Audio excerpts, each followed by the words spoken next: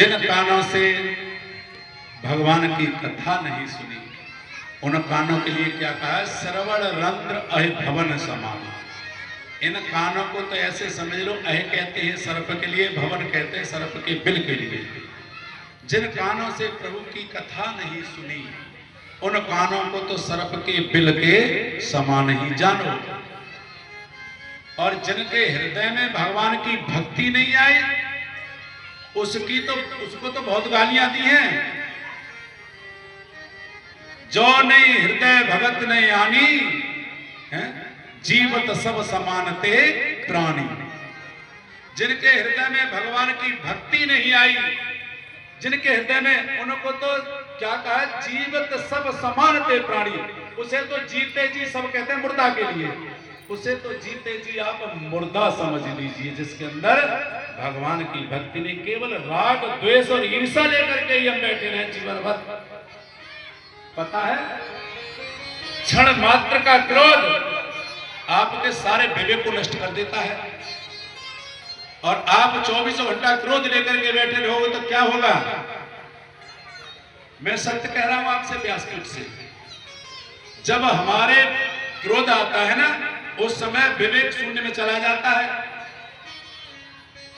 सबकी विस्मृति हो जाती है। और क्रोध कौन है पता है? क्रोध स्वयं काल का स्वरूप है। क्योंकि आपको क्रोध आएगा, या तो अपनी हानि होगी या सामने वाले की हानि होगी। काल ही स्वयं क्रोध है, ये ध्यान रखना। तो जीवन में अरे क्रोध आया, जैसे आया तूफान की तरह वैसे ही चला जाना चाहिए। लेकिन क्रोध को लेकर के आप बैठोगे तो समझ लेना हानि अपनी ही होगी, न कि दूसरे की। अपनी हानि होगी। इसलिए हर समय क्रोध में भी रहना नहीं चाहिए। क्रोध करने पर भक्ति चली जाती है, क्रोध आने पर भक्ति का नाश होता है, भक्ति नहीं रहती है। दुर्योधन के अंदर क्या है? क्या था? अहंकार ही तो था। बिना युद्ध के सूच अग्नि दास्यामी, बिना युद्धे न की सब है। सुई की नोक के बराबर भी भूमि नहीं दूंगा। मेरा क्या कर लेंगे पांडव?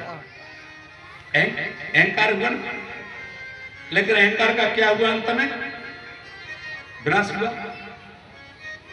तो कभी किसी को अहंकार नहीं करना चाहिए, किसी भी बात का नहीं करना चाहिए।